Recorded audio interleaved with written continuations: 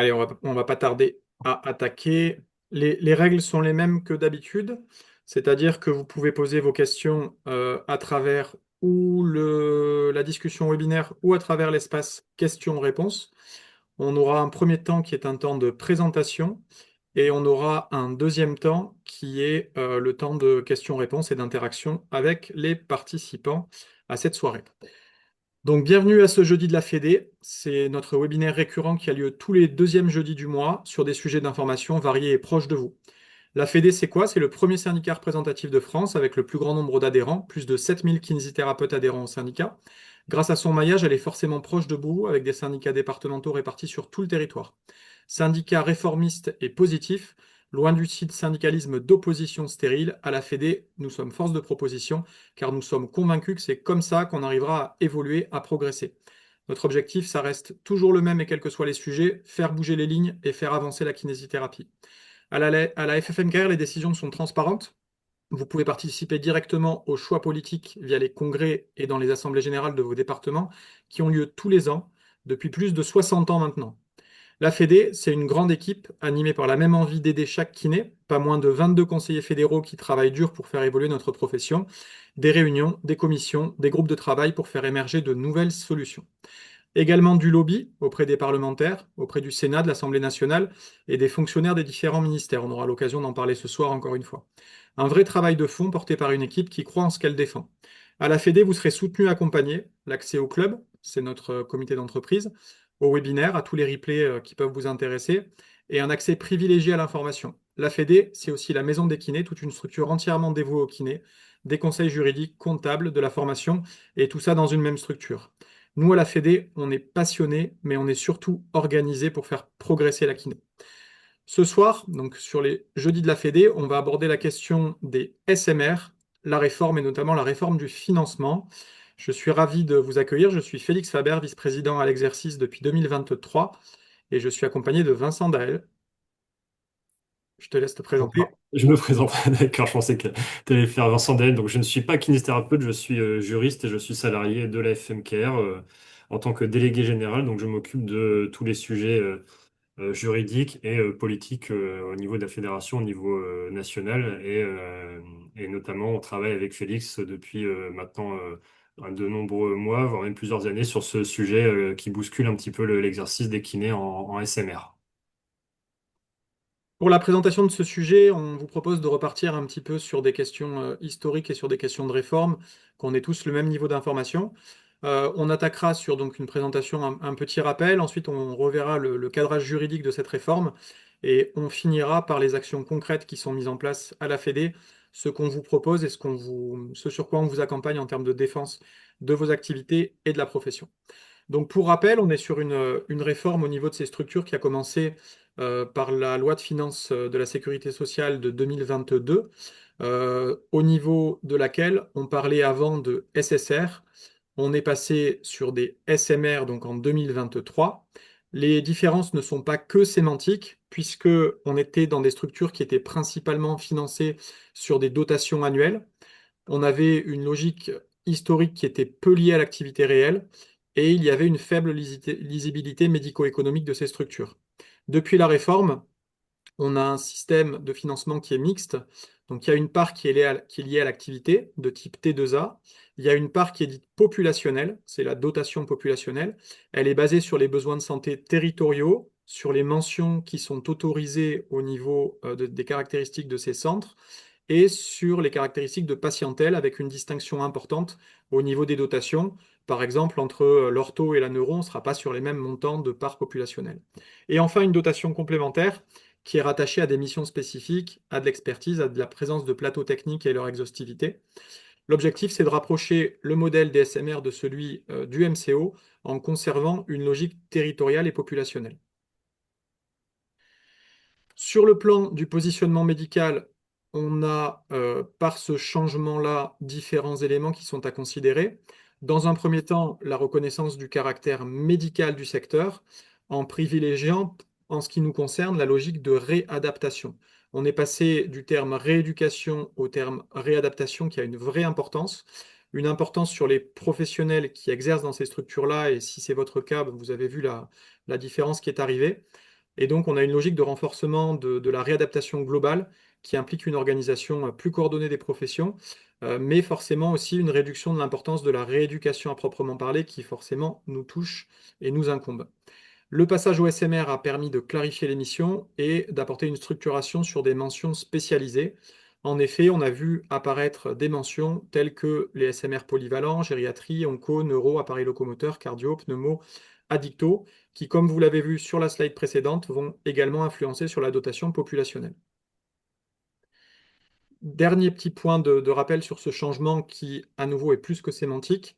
La réforme a introduit une gradation de l'offre, un caractère accru de la territorialisation, avec une analyse, une identification des besoins de santé, des besoins populationnels pour créer et regrouper ces SMR, une meilleure articulation sur l'exercice coordonné avec le MCO, avec le domicile, une logique de structuration médico-sociale sur des prises en charge en centre et à domicile, et de nombreux SMR qui ont développé des HAD, des HADR, de manière à avoir une articulation au niveau de cette structuration de soins de réadaptation.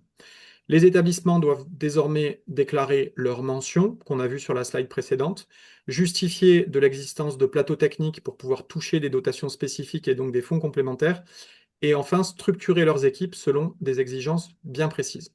C'était pour le rappel, de manière à ce qu'on ait tous la même lecture sur les changements structurels qui ont eu lieu et qui ne sont pas simplement un changement de nom entre SSR et SMR. Je vais laisser la parole à Vincent sur le volet vraiment juridique et sur les grosses modifications qu'on a eues et ce que ça génère en termes d'exercice libéral. Oui, alors donc ce qu'a rappelé Félix, c'est que les établissements SMR, ils ont pas mal changé ces dernières années. Déjà au niveau des missions, on est passé de SSR à SMR et comme l'a dit Félix, c'est pas uniquement sémantique. Et ce dont vous avez pu vous apercevoir sans doute sur le terrain ces dernières années, c'est qu'il y a eu aussi des réformes de financement de ces établissements qui n'ont pas été neutres pour votre activité et qui ont induit sans doute certaines problématiques de terrain. Ce pourquoi vous êtes ici, et on en a eu quand même pas mal de retours. Donc l'idée, c'est qu'ensemble, on puisse comprendre enfin, qu'est-ce qui a été changé dans le financement des établissements SMR, enfin, quels sont les impacts sur votre activité. Et là-dessus, on attend aussi de vous, si c'est possible, qu'on puisse avoir des retours, pas forcément ce soir, mais par mail éventuellement, mais ça, on aura l'occasion d'en reparler un petit peu plus tard. Et donc de faire un petit peu le point, parce qu'il y a eu des évolutions récemment, ces dernières semaines, avec le vote de la loi de financement de la sécurité sociale pour l'année 2026, donc ça a été voté à la fin du mois de décembre. Avant la réforme du financement des établissements SMR, il y avait deux modèles de financement selon un petit peu la grande famille d'établissements SMR qu'il y avait, qui à l'époque s'appelait encore SSR. Il y avait les établissements publics et les établissements privés à but non lucratif, qu'on appelait des établissements OQN, enfin non DAF justement, DAF OQN, bon ça c'est pas la peine de retenir puisque maintenant on ne les appelle plus comme ça, mais il y avait les établissements publics qui avaient une dotation annuelle de financement, il y avait les établissements privés lucratifs qui étaient financés différemment avec un prix de journée et tout un certain nombre de dépenses qui étaient financées directement par l'assurance maladie, pas versées aux établissements directement, mais remboursées directement aux patients. C'était notamment le cas de certains médicaments et aussi des honoraires des professionnels de santé libéraux. Avec la réforme du financement des établissements SMR, on passe sur un modèle mixte avec une part à l'activité, comme l'a dit Félix, une part forfaitaire, des financements complémentaires. Et toute l'idée, et ce pourquoi ça a un impact sur votre activité quotidienne, c'est que désormais, les établissements SMR sont censés, enfin, leur financement est censé comprendre la rémunération des professionnels de santé libéraux qui y exercent.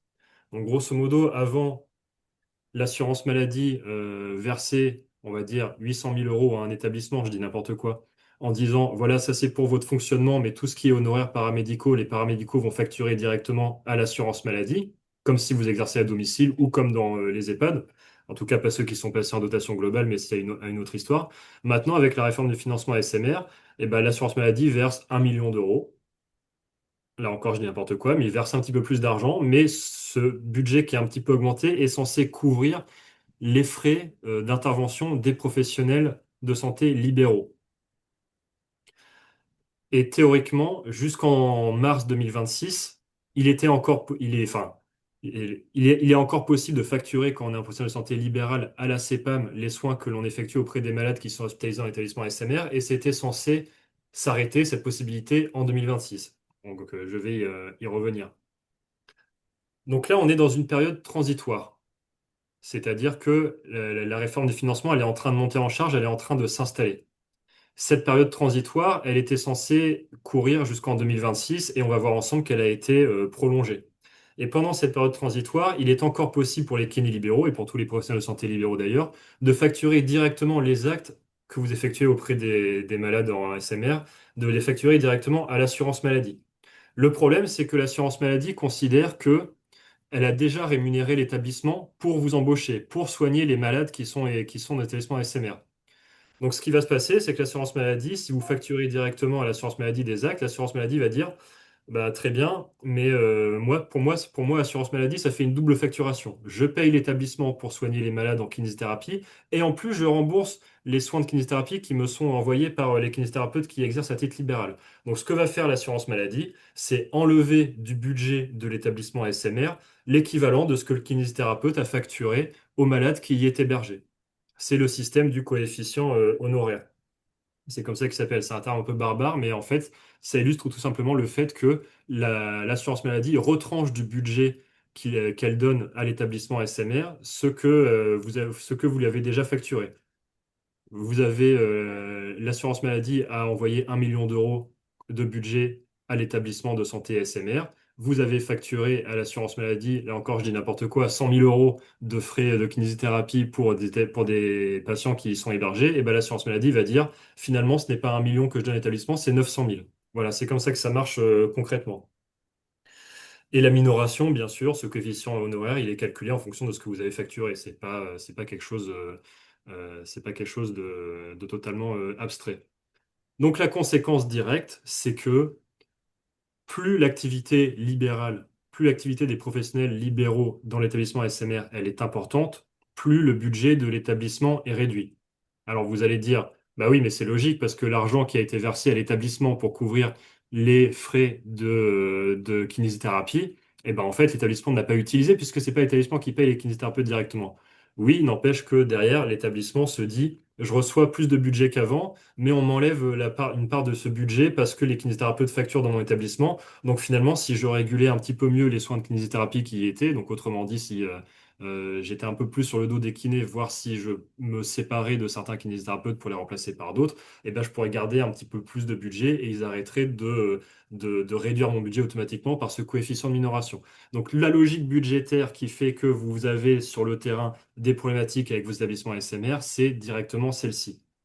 Et c'est nécessaire de l'avoir en tête parce que on a déjà reçu au niveau national des témoignages de kinésithérapeutes sur le terrain qui nous disaient qu'ils ne comprenaient pas que depuis quelques mois, ils constataient des changements dans la part de la direction d'établissement SMR qui installait des nouveaux logiciels pour contrôler l'activité, qui envoyaient des signaux comme quoi certains kinésithérapeutes, ce serait mieux s'ils pouvaient un petit peu réduire leur activité ou autre et ils comprenaient pas d'où ça venait parce que la direction ne leur disait pas forcément de manière claire. Et ben très clairement, c'est parce qu'il y a une réforme du financement et ça induit des conséquences directes pour les kinés libéraux. Et donc, on a des effets qui sont déjà visibles dans plusieurs établissements. On a des remontées. Pour l'instant, c'est des remontées qui existent, on le sait. Nous, on n'en a qu'une petite vision parce qu'on a surtout nos adhérents qui nous en parlent. Et encore, il faut qu'ils nous en parlent. Mais on aimerait avoir plus de remontées pour un petit peu plus avoir de matière et pouvoir alerter les pouvoirs publics plus clairement là-dessus. Mais pour l'instant, on a des remontées qui font état des directions d'établissement qui limitent arbitrairement le nombre de séances que les kinés peuvent faire par semaine dans leur établissement ou ne renouvellent pas des contrats de kinés libéraux alors que jusqu'à présent ça se passait très bien, ou alors remplacent des kinés libéraux par d'autres professionnels de la réadaptation. À la FMK, on a une position très claire là-dessus, c'est que les EAPA, les ergothérapeutes, etc., ont toute leur place dans les établissements, mais ils ne remplaceront jamais un kiné. Donc le kiné, il reste indispensable. Donc c'est pas la guerre entre les professions, c'est simplement de juste rappeler que le kiné, il est indispensable dans l'établissement. Euh, Plus de contrôle de la part des médecins également. Enfin, on a tout un tas de remontées qui nous parviennent sur les réalités de l'exercice, qui ne concernent pas seulement les conditions d'exercice, mais qui ont aussi un impact direct sur les soins délivrés aux patients. Et si vous exercez aussi en EHPAD ou si vous connaissez des kinés qui exercent à titre libéral en EHPAD, la dotation globale en EHPAD, c'est à peu près le même principe, avec des conséquences qui sont directes, là encore, sur les kinés, mais aussi surtout sur les patients, parce qu'on a des kinés en EHPAD qui n'ont plus de rééducation aujourd'hui, mais qui ont simplement de la réadaptation, et ben ça ne suffit pas quand on est en perte d'autonomie. Donc, à terme, la réforme du financement, normalement, elle devait aboutir au fait que qu'il ne soit plus possible à partir de 2026 de facturer directement à l'assurance maladie ses actes en tant que kinésithérapeute libéral. Donc ça, qu'est-ce que ça aurait signifié concrètement? Ça aurait signifié une fin de l'exercice libéral en établissement ASMR et le fait d'être obligé d'être rémunéré directement par l'établissement. Ce qui n'est pas forcément un problème, ça dépend des configurations. On peut réussir à négocier des forfaits horaires ou autres, mais généralement le rapport de force, il n'est pas favorable au kinésithérapeute libéral, donc on n'est pas certain de pouvoir atterrir sur nos pattes quand on arrête de facturer à l'acte directement à l'assurance maladie. Mais en tout cas, la réforme du financement, elle prévoyait qu'à partir de 2026, il ne soit plus possible de facturer ces actes directement à l'assurance maladie quand on est un kiné libéral en SMR. Ce qui aurait impliqué une dépendance complète, effectivement, à l'établissement, une grosse fragilisation de l'exercice libéral et un vrai risque de disparition des kinés libéraux en établissement SMR. Ce qui s'est passé, c'est que étant donné qu'on a été alerté par nos syndicats départementaux et par des kinésithérapeutes de terrain qui nous ont fait remonter un certain nombre d'informations, on a pu évaluer la situation sur le terrain et dès l'année, on va dire dès la fin de l'année 2024, début de l'année 2025, on a rencontré activement la Fédération d'hospitalisation privée, la FHP, pour leur parler de ce qu'on constatait sur le terrain, du fait que ça pouvait pas, qu'il fallait améliorer la condition des kinés libéraux en SMR et qu'il fallait penser à un système d'après, etc. Et que le coefficient honoraire ne pouvait pas s'arrêter en 2026, qu'il fallait continuer à pouvoir, après 2026, facturer à l'assurance maladie. On a aussi rencontré le ministère de la Santé, donc on en a parlé au cabinet de la ministre, enfin du ministre à l'époque, puisque ça change tout le temps. On en a parlé à la Direction générale de l'offre de soins, en mettant en avant le fait qu'il fallait que les kinés puissent continuer à facturer directement à l'assurance maladie leurs actes après 2026. Et nous avons été entendu. Et dans la loi de financement de la sécurité sociale pour 2026, qui a été votée très récemment, il y a un article qui prévoit que le coefficient honoraire, il est renouvelé pour une durée indéterminée. Donc ça peut durer très longtemps, comme ça peut être mis en question dès l'année prochaine. Mais en tout cas, le principe, enfin ce qu'on a obtenu, c'est qu'il est toujours possible de facturer directement à l'assurance maladie les actes que vous effectuez auprès des patients qui sont en établissement SMR. Ça règle évidemment pas tout, ça n'empêche pas le fait qu'il y a des établissements qui mettent en place certaines pratiques qui sont délétères et qui pèsent sur votre activité. Mais en tout cas, c'est pour l'instant ce qu'on a réussi à avoir, c'est pour l'instant on continue à pouvoir facturer, ça ne règle pas tous les soucis. On sait très bien qu'il y a plein de problématiques sur le terrain. Il faut réfléchir à comment on sacralise l'activité des kinés libéraux en SMR, mais en tout cas, c'est un premier pas. Voilà pour ce petit point sur le financement. Je pense que c'est à toi, Félix, ou si tu me dis que j'ai oublié quelque chose. Non, non, c'était très complet. Après, je souhaite vraiment qu'on insiste parce que quand c'est dit comme ça en 2 minutes, souvent, on ne se rend pas bien compte de l'importance que ça peut représenter. Mais il y a un très, très gros travail qui est mené et sur lequel Vincent est un appui de luxe pour nous en tant qu'élus, qui fait on est entendu, enfin, on est reçu et on est entendu. Ce que vous indique Vincent, c'est un retour en arrière sur les questions de double facturation qui ne devait plus exister, avec la possibilité de facturer à un établissement ou à l'assurance maladie et avec des situations mixtes. C'était censé avoir disparu complètement et aujourd'hui, on a gardé cette possibilité pour un temps certes incertain, mais on a gardé cette possibilité de par le lobby de la FMKR et de par les interactions ministérielles avec les cabinets qu'on a pu avoir.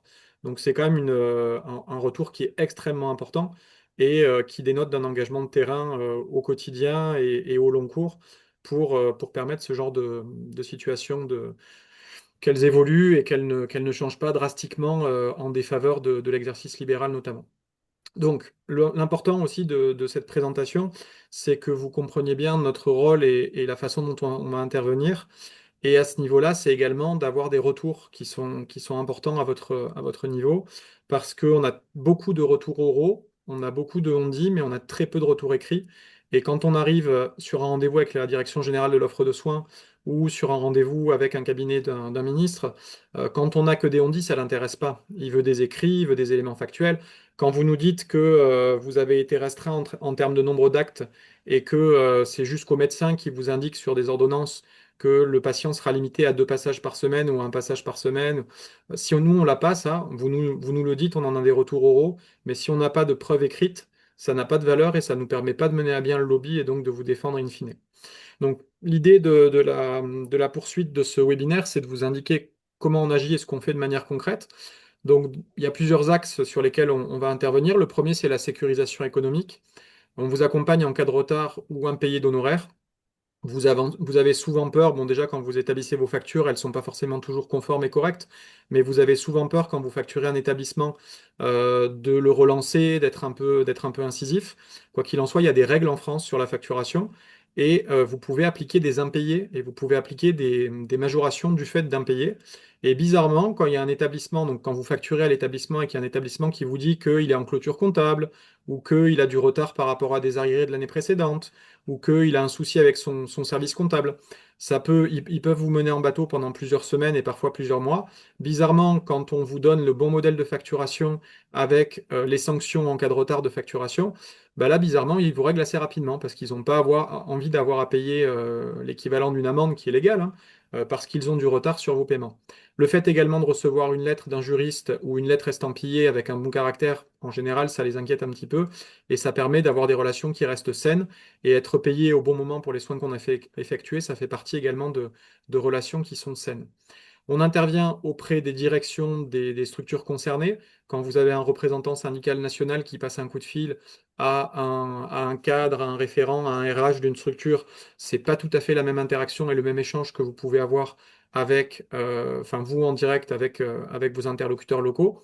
Et on a des réunions régulières avec les représentants des fédérations hospitalières privées et des structures qui gèrent ces SMR, de manière à éviter toute forme de dérive, notamment par rapport à des extrapolations d'activités, en ce qui concerne les éducateurs en activité physique adaptée en premier lieu, mais également les autres professionnels de la rééducation et de la réadaptation qui souvent viennent sur nos champs de compétences.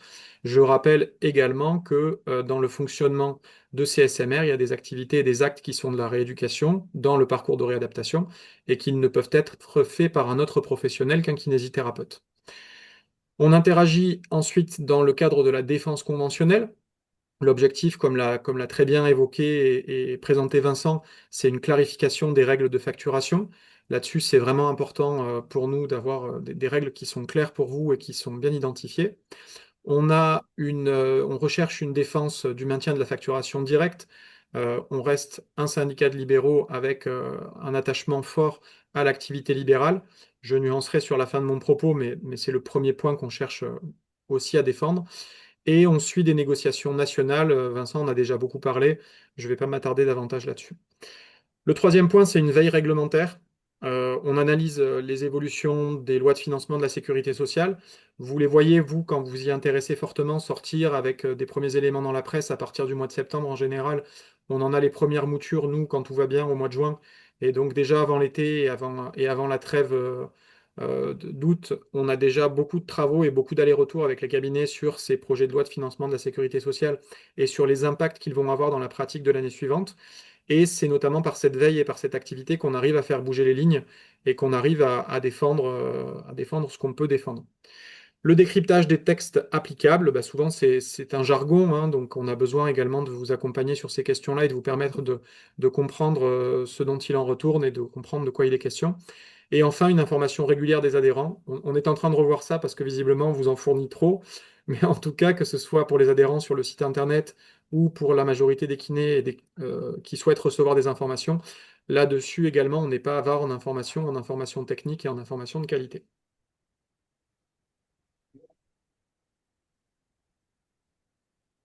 Donc, en termes, on va développer un petit peu les points que j'ai abordés rapidement. En termes d'impayés et de retard, qu'est-ce que je peux faire concrètement? On peut vous accompagner, vous proposer des modèles de mise en demeure qui respectent le cadre légal de pénalité de retard sur des impayés. Il ne faut pas hésiter dans une relation qui est saine à y avoir recours, hein, parce que si c'est tous les 6 mois qu'on vous dit qu'il y a 3 mois de retard de facturation, c'est pas tenable. On n'a pas la possibilité d'avoir une trésorerie à 3 mois et ils doivent le comprendre aussi. Donc c'est important là-dessus de faire respecter les règles. Le paiement est prévu à 30 jours. En France, dans le cadre légal maximum, il peut être à 60 jours. Ça a été légèrement changé. C'est plus vraiment un 60 jours, c'est un 30 jours fin de mois. Ça veut dire que si vous émettez une facture en cours de mois, au plus tard, on devra vous payer le dernier jour du mois suivant. Et là-dessus, si ce n'est pas le cas, il y a des pénalités qui font partie du cadre légal, du cadre réglementaire. On analyse pour vous les clauses juridiques de vos contrats. Très souvent, vous avez des contrats ou des conventions qui sont pas forcément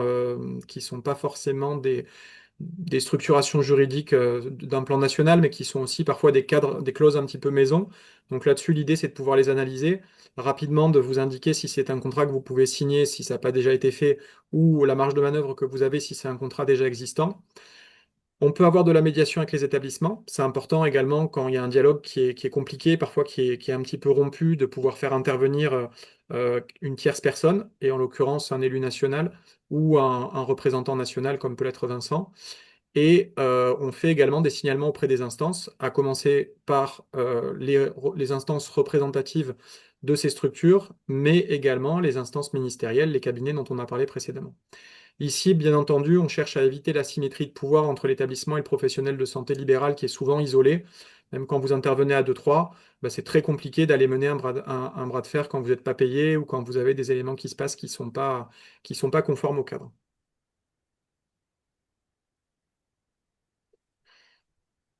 Dans un modèle qui est sous tension budgétaire, pour nous, on a des enjeux qui sont clairs au niveau des kinés libéraux. C'est préserver l'autonomie. Et l'autonomie, ça commence par une facturation idéalement à la CPM quand c'est possible, en maintien de la facturation directe. Éviter l'intégration forcée salariale. On y arrivera peut-être, mais notre objectif, dans un premier temps, c'est de rester sur un modèle de facturation et d'activité qui est libéral dans le cadre de cette activité en structure. Et enfin, de défendre la qualité des soins. Pour nous, il n'est pas acceptable d'avoir des éléments en termes de qualité de soins qui ne sont pas conformes à notre déontologie, à nos pratiques, parce que dictés par des économies ou par des coupes budgétaires ou des volontés de réduire l'activité et donc de réduire la facturation au sein des structures.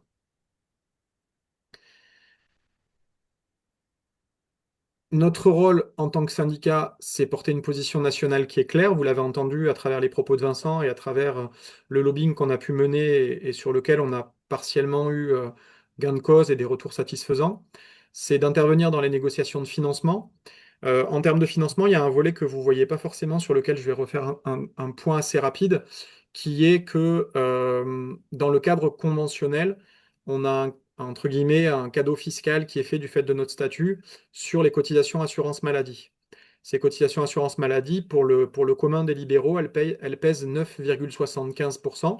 Donc sur ces revenus, en plus de ce que vous payez habituellement en URSSAF, c'est censé être le cas par exemple sur vos rétrocessions d'honoraires, c'est censé être le cas sur toutes les activités non conventionnelles que vous pouvez avoir, eh bien vous êtes censé payer ces 9,75%.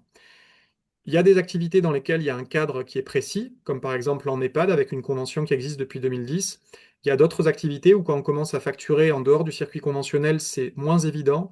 Et il y a des questions fiscales qui se posent aussi, sur lesquelles on cherche un arbitrage. À ce titre, on a déjà eu 3 réunions avec la Direction générale de l'offre de soins et on attend des textes qui clarifieront la situation également quand il s'agit de facturation directement aux établissements.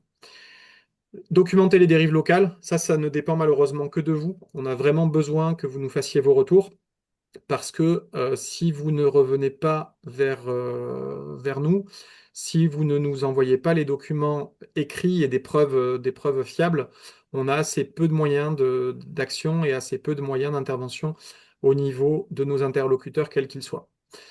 Et enfin, il faut quand même enfin, structurer la stratégie collective, bien entendu. On est un regroupement, on est une force nationale établie sur tout le territoire, et c'est toujours beaucoup plus facile de mener des actions quand on est nombreux que quand on est seul dans son établissement. Et enfin, définir le moment, il faudra prioriser la profession et les professionnels au mode d'exercice. Vous l'avez compris, vous l'avez déjà dit dans certaines questions auxquelles on va répondre après. On est dans un système qui cherche clairement à favoriser l'activité salariale, qui cherche clairement à favoriser des enveloppes beaucoup plus facilement pilotables à l'échelle d'une dotation que des facturations en fonction d'une volumétrie d'actes et du nombre de patients concernés. Donc c'est beaucoup plus facile d'avoir un salarié, bien entendu. Pour l'instant, on reste sur une défense du modèle libéral. On reste sur une volonté ferme et affichée de pouvoir faire perdurer le modèle libéral dans les SMR. Si les prochaines lois de finances ou si l'évolution réglementaire ne nous est pas favorable, on changera de discours et on changera d'avis en essayant de favoriser la place de la kinésithérapie dans ce parcours de réadaptation. Il faut bien avoir conscience que déjà au niveau ministériel, le terme rééducation a disparu de quasiment tous les textes, de quasiment tous les arrêtés qui sortent et de quasiment tous les langages ministériels. On travaille assez régulièrement avec l'ANAP, qui est également une agence du ministère de la Santé. Mais toutes ces agences-là ne parlent plus de rééducation, elles parlent de réadaptation et du parcours de réadaptation. Pour refaire le glissement sémantique, mais que vous connaissez, hein, sur la rééducation, on cherche à récupérer la fonction, sur la réadaptation, on cherche à la compenser. La rééducation, c'est vraiment le kinésithérapeute. Dans la réadaptation, on fait intervenir bon nombre d'autres professions, des professions de santé qui sont bien reconnues aujourd'hui comme les psychomotriciens, les ergothérapeutes, mais également des éducateurs en activité physique adaptée qui ont un champ d'intervention qui est parfois moins évident et qui cherchent à occuper une place à défaut d'activité professionnelle. Donc ce sera également une réflexion qu'on aura forcément en fonction de l'évolution de la situation et l'idée c'est de continuer à discuter là-dessus et d'être OK sur la place de la kinésithérapie avant tout quand on aura rendu les dernières armes éventuelles d'une éviction libérale. Merci Félix, j'ai quelques questions dans le chat. Une qui t'est adressée, la règle relative au retard de paiement s'applique-t-elle uniquement au SMR ou s'applique-t-elle également à une assurance qui prend en charge les accidents du travail? On sort un petit peu du thème, mais c'est une règle. Les accidents du travail, on n'est pas dans le même cadre. Alors, ça dépend si on facture, si on peut repréciser la question, Marianne, ça dépend si on facture une prestation pour en assurer à une assurance ou si on nous verse en tant qu'assuré une prestation telle qu'une rente ou quelque chose de ce goût-là. Quoi qu'il en soit, sur toute facturation en France, et quel que soit le motif de la facturation, je l'ai rappelé, le cadre légal, c'est qu'une facture ne peut être réglée à plus de 60 jours et plus exactement 30 jours fin de mois. Quand on sort de ce délai-là, et ça, il faut bien le mentionner sur les factures, hein, c'est un cadre réglementaire. La personne qui n'a pas l'instance, la société, la structure, la personne qui n'a pas réglé sa facture dans les temps, vous doit des pénalités de retard qui sont définies par la loi et qui sont réajustées assez régulièrement. Donc, quand la facture est rédigée avec les bonnes mentions légales et qu'on excède ce délai-là, il faut se faire payer des pénalités de retard. Une autre question qui a l'air d'être plutôt une remarque, mais est-ce que ça ressemble pas simplement à une intégration salariale forcée, ce qui est en train de se passer en SMR? Tout vise à ça. Après, comme on vous l'a dit et comme Vincent l'a fort bien présenté et l'a fort bien défendu avec un appui juridique très très intéressant et très favorable pour nous, c'est qu'on est arrivé pour l'instant à défendre une attribution du kiné libéral qui est de pouvoir conserver une facturation vers l'assurance maladie. Dès lors qu'on aura des dotations, on voit ce qui se passe aujourd'hui avec les EHPAD. C'est un autre sujet, mais on a pu obtenir des rémunérations forfaitaires horaires qui ne plaisent pas à certains, mais qui permettent de faire perdurer une activité libérale avec de la prestation de service. Effectivement, pour toute structure, c'est beaucoup plus facile de pouvoir gérer une masse salariale définie avec des volumétries qu'on connaît à l'avance et qu'on peut connaître sur une année, lissée sur une année, que de la rémunération libérale qui peut fluctuer en fonction du nombre de patients, en fonction du nombre de séances et en fonction du besoin de soins. Donc on va pas se mentir, oui, l'objectif c'est plutôt d'aller vers quelque chose de mesurable et vers du salarial. Nous, on reste sur de la défense de l'activité libérale et si cette défense devient obsolète, on ira sur de la défense de l'exercice de la kinésithérapie dans les structures. Mais notre premier cheval de bataille, c'est de pouvoir continuer à exercer dans un format qu'on souhaite. Une autre question, il y a de nombreux SMR qui fonctionnent déjà avec des kinés salariés. Est-ce que la réforme a un impact sur l'exercice des kinés salariés? Tu veux répondre, Vincent, après? Oui, moi je pense que honnêtement, je pense que ça n'en a pas. Je dirais même plutôt que ça les conforte, puisque maintenant c'est désormais très clair que le financement global des établissements, il intègre la rémunération des kinésithérapeutes. Là où avant, pour les établissements, ou en tout cas ceux qui étaient à but lucratif, c'était pas le cas. Donc ça n'a pas d'impact pour les kinés salariés, ou en tout cas pas d'impact a priori négatif, quoi. Après, les kinés salariés restent des kinésithérapeutes et c'est possible qu'ils soient confrontés dans des établissements SMR au fait que certaines directions cherchent à les remplacer par d'autres professions. Ça, c'est possible. Mais c'est pas directement lié, on va dire, à cette réforme du financement. C'est plutôt un mouvement de fond lié au fait que tous les établissements de santé et médico-sociaux sont en tension, en forte tension budgétaire. Après, il faut quand même garder en tête aussi que depuis le Ségur de la santé, depuis les revalorisations, l'écart entre une rémunération salariale qui était absolument indécente encore il y a quelques années en arrière et la rémunération libérale se sont quand même amenuisés et qu'on a moins à horaire de travail équivalent, à nombre d'heures par semaine équivalent dans un respect de la nomenclature, on a quand même aujourd'hui une différenciation qui est moins importante. Ça n'empêche pas qu'on défende l'exercice libéral, mais on est dans des conditions salariales qui sont moins défavorables que par le passé.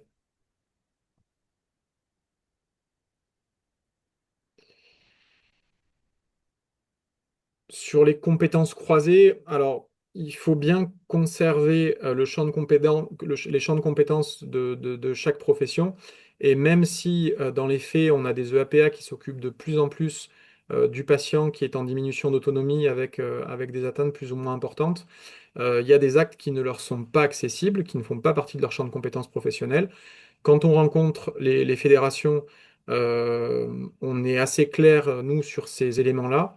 Mais encore une fois, il faut être en mesure de nous donner des preuves factuelles, puisque bien entendu, quand on échange avec les ARS, quand on échange avec la DGOS, quand on échange avec la FHP, on nous fait des grands yeux en nous disant, mais non, le kinésithérapeute reste acteur dans son champ de compétences et il est hors de question qu'on mette des EAPA à la place des kinés sur de l'activité de rééducation. Encore une fois, tant qu'on n'a pas suffisamment de preuves, tant qu'on n'a pas suffisamment de justificatifs de différents territoires qui permettent de montrer ça clairement, c'est assez compliqué de le défendre. Donc je ne peux que vous encourager à nous envoyer tous les éléments probants dont vous disposez qui nous permettent d'appuyer notre lobby et d'être efficace. Sur la question du coefficient honoraire, est-ce qu'il comprend aussi les bilans bio-radio? Alors, ce dont je suis sûr, c'est que le coefficient honoraire comprend les rémunérations de tous les professionnels de santé libéraux qui peuvent exercer à titre libéral en établissement, y compris les biologistes. En revanche, sur les détails du financement de est-ce que tel ou tel examen euh, qui est fait à l'intérieur de l'établissement ou auprès d'une personne qui est hospitalisée est facturé directement à l'assurance maladie ou est-ce que c'est pris en compte? Comme ça, intuitivement, je dirais que c'est pris en compte dans le budget de l'établissement maintenant, qui est censé être un budget vraiment très global et qui est censé tout inclure. Mais j'y mettrai pas non plus ma main à couper. Ça, je suis pas allé fouiller jusqu'à ce point. Pour la question de Gilles, c'est une réflexion qu'on a également, puisque on se demande parfois si ce ne sont pas les RH et les directeurs d'établissement qui créent volontairement un petit peu de pénurie en kinésithérapie, de manière à laisser une place vide et à permettre des embauches et des grignotages de compétences, effectivement. La nature ayant horreur du vide, c'est une bonne excuse que de dire qu'il manquait des places de kinésie, des places de kiné ou des places de rééducateurs dans les établissements. À nouveau, on a besoin de ces retours-là. Nous, on ne peut que le défendre et que l'apporter. Mais il n'y a rien qui n'a autant de valeur que des preuves écrites et que des traces claires.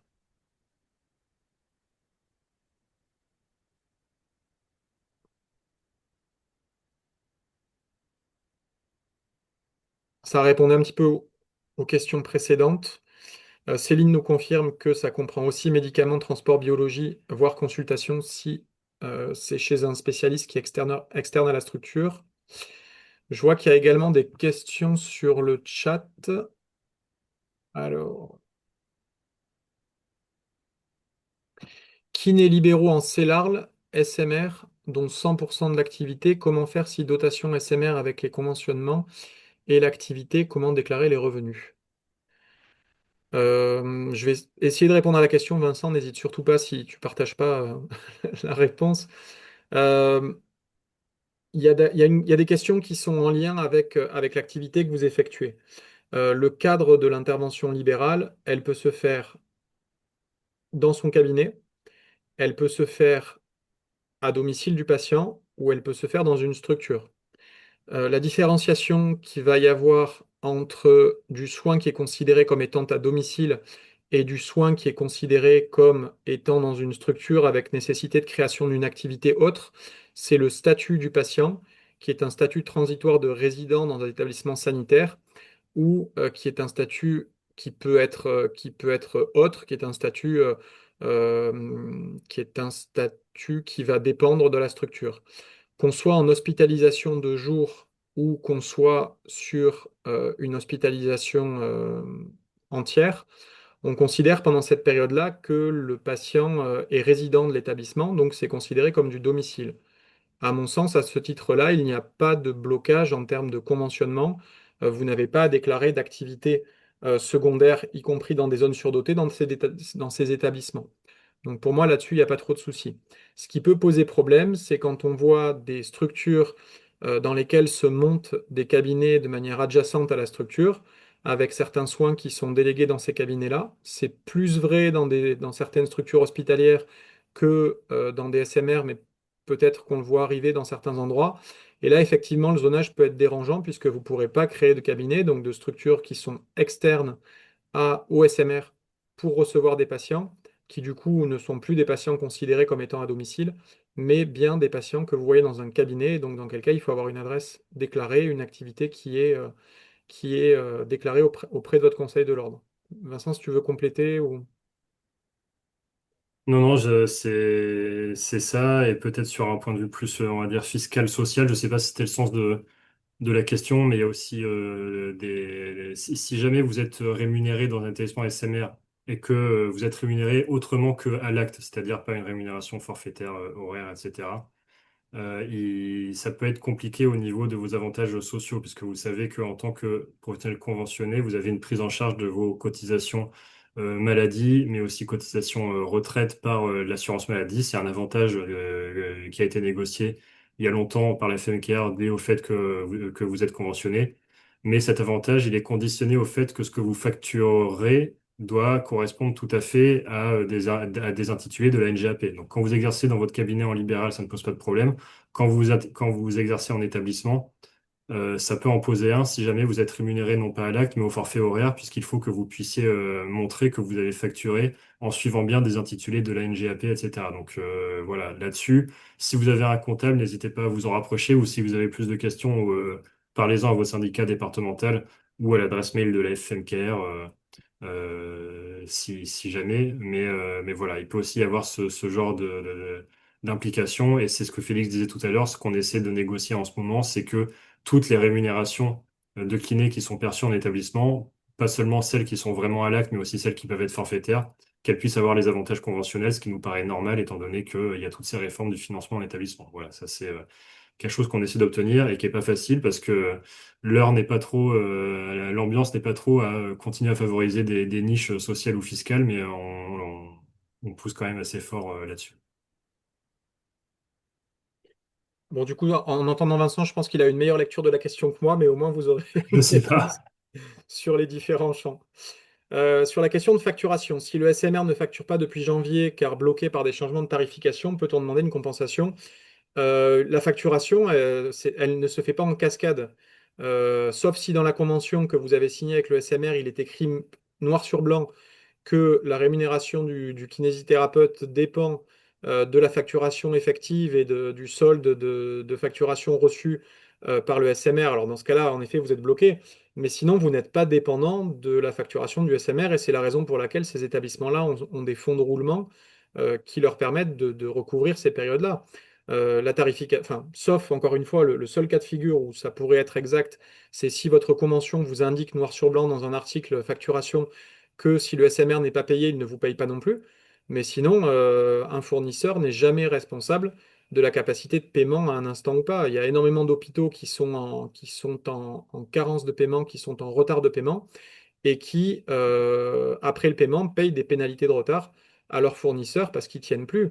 Et la problématique qu'on a aujourd'hui, c'est que pendant longtemps, quand vous étiez fournisseur d'un hôpital, c'était une situation enviable parce qu'elle était pérenne et qu'économiquement, pour une structure, c'était plutôt sympa. Aujourd'hui, ils ont de plus en plus de mal à trouver de fournisseurs parce qu'ils ont des retards de paiement. Mais les fournisseurs vont quand même facturer des pénalités de retard, hein. C'est la loi et il n'y a aucune raison de rester bloqué, d'attendre. Et vous verrez d'ailleurs que dans de nombreuses situations de kinés qui sont bloqués pendant 2, 3, 4 mois, Bizarrement, quand une lettre arrive avec, écrit comme il faut, en indiquant le montant des pénalités de retard, bah, il y a un chèque qui arrive assez rapidement et qui débloque la situation. Donc les liquidités, elles y sont souvent. C'est des structures qui ont quand même de la trésorerie et qui jouent également avec des fonds de roulement qui leur permettent de rémunérer leurs intervenants et leurs prestataires. Donc il faut vraiment pas hésiter là-dessus et pas se sentir embêté ou gêné d'aller demander.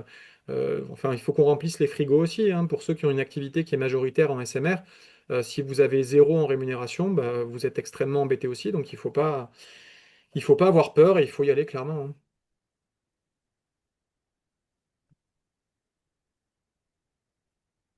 Bah, sur la question de facturation, Céline, ça dépend de la convention, encore une fois, hein. C'est pas parce que eux décident de faire ainsi que vous en êtes dépendant. Sauf si vous l'avez signé dans votre contrat et que vous y êtes lié contractuellement. Et à nouveau, dans de nombreux départements, on a clairement débloqué des situations par une lettre rédigée et par les indications qui allaient bien.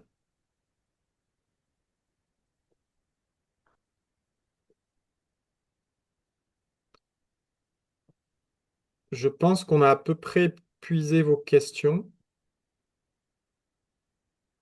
C'est que l'énoncé devait être relativement clair. Donc, comme vous l'avez vu, comme vous l'avez entendu ce soir, on avait quelques bonnes nouvelles dans un environnement général assez morose, mais malgré tout quelques bonnes nouvelles. On vous tiendra bien entendu informé de toutes les évolutions et également de nos lobbies. Alors, il y a des éléments dont on peut vous parler au fur et à mesure, et puis il y a des réunions sur lesquelles on peut forcément beaucoup moins communiquer, puisque il y a des échanges et des éléments qui se font un petit peu plus en off avant des officialisations. Parfois, parler un petit peu trop vite d'un sujet pourrait le mettre en porte-à-faux en fonction des interactions qu'il y a entre le ministère de la Santé, les administrations de la Santé et Bercy qui gèrent les finances. Donc parfois, on est tenu de pas vous communiquer, pas vous parler trop vite, mais dès qu'on le peut, on vous tient informé et surtout, n'hésitez pas à solliciter ou vos cadres départementaux ou vos représentants nationaux de manière à ce qu'on vous accompagne dans chacune des situations. On est là pour ça et on essaye systématiquement de faire au mieux et au plus vite pour vous accompagner. Merci beaucoup pour votre présence et participation. Ah, il y a une petite dernière question peut-être pour la route. Je te la laisse, Vincent, pour clôturer la soirée. Tac, tac, tac, tac, tac. Pourquoi ne pas mener de front les deux positions que vous défendez, à savoir maintenir les kinés libéraux, mais aussi pour les salariés, défendre leur place, y compris en réadaptation? Bah, oui, tout à fait. Alors nous, on est un syndicat de kinés libéraux, donc on n'a pas de salariés, ou alors des salariés qui sont aussi mixtes et qui sont aussi libéraux. Donc nous, notre but, c'est vraiment de défendre les libéraux, mais de manière plus générale, ce qu'on défend aussi, c'est vraiment notre logique à FMKR, c'est qu'on défend une profession et des professionnels, mais on défend aussi la santé publique, et on est convaincu que défendre les kinés, c'est aussi défendre les patients. Et effectivement, on défendra toujours le fait qu'il faut des kinésithérapeutes dans l'établissement et pas seulement des kinésithérapeutes libéraux. Mais on considère que par ailleurs, l'exercice libéral, il a des grands avantages aussi vis-à-vis des patients et surtout, il représente l'immense majorité de l'exercice de la kinésithérapie en France. Donc, on n'est pas du tout en opposition avec les salariés, mais seulement on peut pas faire tourner on peut pas subvenir aux soins de rééducation d'établissement en misant seulement sur les kinés salariés. Ça c'est sûr. Si on se sépare de tous les kinés libéraux, pour les patients, on perd une force absolument dramatique et c'est aussi pour ça qu'on défend l'exercice libéral. Pour l'instant, on est assez clair là-dessus. L'exercice libéral, c'est des droits qui ont été acquis et négociés au fur et à mesure des années. Demain, on ne sait pas ce que l'avenir peut nous réserver en termes de rémunération dans l'établissement et autres. Donc, pour l'instant, notre credo, c'est vraiment de continuer à défendre cet exercice libéral en établissement. Et voilà. Quand sera-t-il possible d'aborder les sujets tels que l'installation libérale, les contrats, la rétrocession et le plafonnement, la clause contractuelle? Euh, Bon, alors, c'est pas ah, le sujet de ce soir, Marianne, mais n'hésitez pas à nous envoyer des mails, n'hésitez pas à nous solliciter. Moi, je me ferai un plaisir de vous répondre à toutes les questions que vous pouvez avoir. Si c'est une demande récurrente, on pourra refaire également un jeudi de la Fédé sur cette question précise. Mais en attendant, n'hésitez pas à nous poser toutes les questions nécessaires sur l'adresse, enfin, sur le contact du site internet de la Fédé. On se fera un plaisir de vous répondre à toutes les questions. Voilà, Vincent l'a mis dans le chat, contact@ffmkr.org. Merci beaucoup, une très bonne soirée, bon appétit à ceux qui n'ont pas encore mangé, et à très bientôt pour un prochain jeudi de la Fédé. À bientôt.